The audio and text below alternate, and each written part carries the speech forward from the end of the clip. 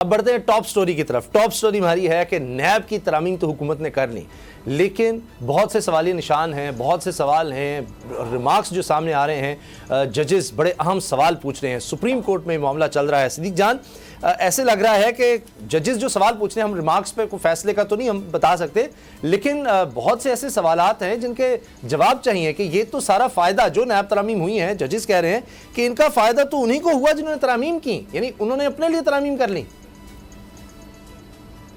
जी बिल्कुल, बस मैं एक मिनट ये जो पिछला मौजूद था उस पर बात करके इस पर जाता हूँ। देखें, पहले तो हम मुसलसल ये आर्गूमेंट्स देते हैं और हम प्रोग्राम में बात करते हैं कि जो वज़ीर-ए-आज़म है उसकी कोई औकात नहीं है, उसकी कोई हैसियत नहीं है और उसके पल्ले कुछ नहीं है, और मैं इससे इत्तफ़ाक़ करता हूँ, बिल्कुल ऐसे ही है।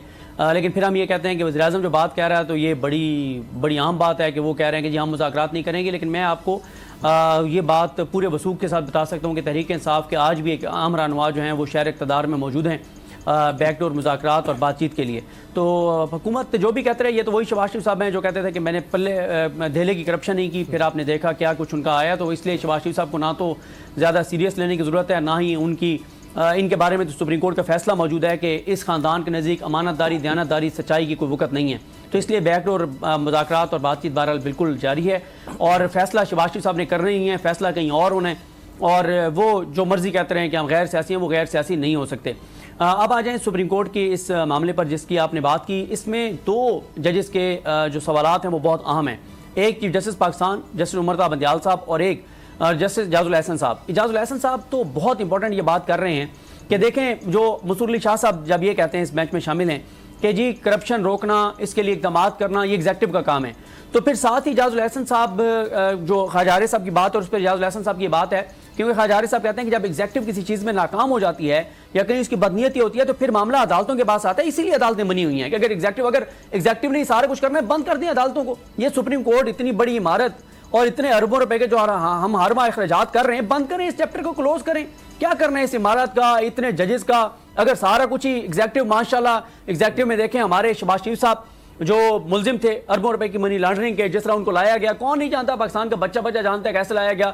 उनके बेटे माशाल्लाह इतनी मनी लॉन्ड्रिंग करने के बाद जिस तरह से उनको फूलों के हार पहनाए गए और काबीना उनका इस्तकबाल करने के लिए गई और वज़ीर-ए-आज़म के प्रोटोकॉल उनके साथ है, तो फिर एग्जेक्टिव के हवाले करना है, मुल्क तो हवाले करें, बंद करें इन अदालतों को। क्या करना है आपने इन अदालतों का? तो इजाजुल अहसन साहब का यही कहना है कि अदालतें ये तमाशा नहीं देख सकती, अदालतें हाथ पे हाथ रख के नहीं बैठ सकती। और फिर उसके बाद उमर बंदियाल साहब का ये कहना कि जनाब ये असम्बली नामुकम्मल है, इस असम्बली में, और फिर इजाजुल अहसन साहब का ये कहना कि जिन्होंने ये तरमीम की हैं वही सबसे बड़े बेनिफिशरी हैं और बदकिस्मती हमारी तमाम जमातों की है, किसी एक जमात की नहीं। तहरीक इंसाफ है, उसमें जो इमरान खान साहब कहेंगे वही होगा। मुस्लिम लीग नून है, जो मियां नवाज शरीफ कहेंगे वही होगा। पीपल्स पार्टी है, जो आसिफ अली जरदारी कहेंगे वही होगा। यहाँ पे देखें कि इन्होंने जो नैब तरमीम की हैं, मुझे बताएं कि जो हमें बार बार भाषण दिया जाता था कि जनाब वो बिजनेसमैन बड़े परेशान हैं, कारोबारी हजरात बड़े परेशान हैं, और जरदारी साहब का वो जुमला कि मुईशत और नैब एक साथ नहीं चल सकते। मुझे बताएं 8 माह हो गए ना इन तरमीम को, बंद कर दिया ना नैब को, कितनी बैरूनी इन्वेस्टमेंट आ गई है, कितने कारोबारी हजरात ने अरबों डॉलर यहाँ पे खर्च कर दिए हैं। मसला ये है कि ये सारा कुछ बहाना था, असल निशाना जो है वो आपको भी पता क्या था। और ये जो नैब तरमीम की गई हैं इससे सिर्फ और सिर्फ शरीफ खानदान को फायदा हुआ है, आसिफ अली जरदारी की फैमिली को फायदा हुआ है, चोरों, लुटेरों, डाकुओं को फायदा हुआ है, मुल्क को नोचने वालों को, लूटने वालों को, खा जाने वालों को फायदा हुआ है, जिन्होंने इस मुल्क की बुनियादें कमजोर कर दी हैं, जिन्होंने मुल्क को आज इस लेवल पे ले आए हैं कि 7.5 लाख नौजवान यहां से चले गए हैं।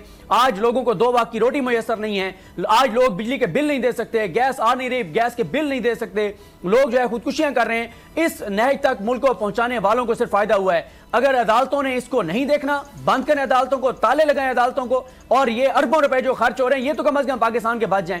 तो इजाजुल अहसन साहब की जो बात है, जो उनके रिमार्क्स हैं वो बिल्कुल दुरुस्त हैं कि अदालतों का काम है इस चीज को देखें और कॉन्फ्लिक्ट ऑफ इंटरेस्ट को अदालत ने देखना है। क्योंकि 2 पॉइंट्स हैं यहाँ पर। एक, जो चीफ जस्टिस पाकिस्तान कह रहे हैं कि क्या कानून के अंदर कोई ऐसी चीज है जो कि नहीं है कि अगर कोई असम्बली नामुकम्मल है तो क्या वो असम्बली इस तरह से कानून साजी कर सकती है? फिर क्या एक हुक्मरान जमात जो अकेली पार्लियामेंट के अंदर हो और एक ही मकसद के लिए इक़्तिदार में आई हो, एक ही मकसद के लिए इक़्तिदार में उनको लाया गया हो कि जनाब ये नैब तरमीम करनी है, अपने केसेस बंद करने, एक ऊपर से लीडर डायरेक्शन दे और सारी आगे पार्टी डांस करने लग जाए, नाचने लग जाए उसके इशारों पर और तरमीम कर दे। फिर तीसरी बात यह कि कॉन्फ्लिक्ट ऑफ इंटरेस्ट, मफादात का टकराव, कि जिन लोगों ने करप्शन खत्म करनी थी, जिन्होंने मुल्क को बचाना था, जिन्होंने मुल्क को चलाना है, जिन्होंने आवाम को देखना है, 22-23 करोड़ लोगों के मफादात को देखना है, वो क्या कर रहे हैं? वो अपने मफादात को देख रहे हैं। मुझे बताएं पिछले 8-9 माह में, अप्रैल से जब से ये हुकूमत आई है, कोई एक चीज आपने पिछले 9 माह में देखी हो कि पार्लियामेंट के अंदर ये डिस्कशन हुई है, पार्लियामेंट ने ये कानून साजी की है और इस कानून साजी का मकसद अवाम थे? वो तो बिल्कुल नहीं था। तो ये केस चल रहा है बहरहाल, और इजाजुल हसन साहब के रिमार्क्स बहरहाल आम है। ठीक, अगर आपको ये वीडियो पसंद आई है तो हमारा चैनल सब्सक्राइब करें और बेल के बटन पर क्लिक करें।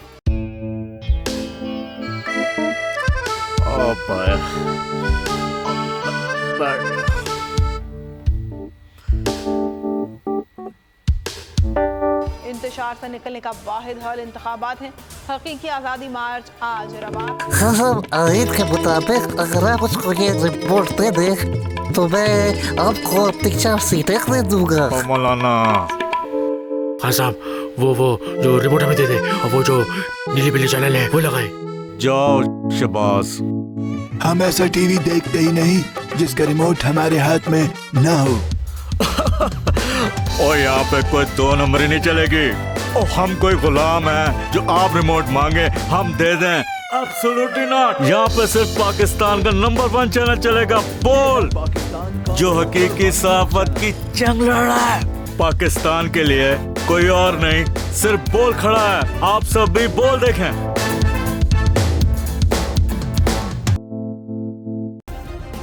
सब्सक्राइब करें और बेल दबाएं ताकि कोई खबर रह न जाए।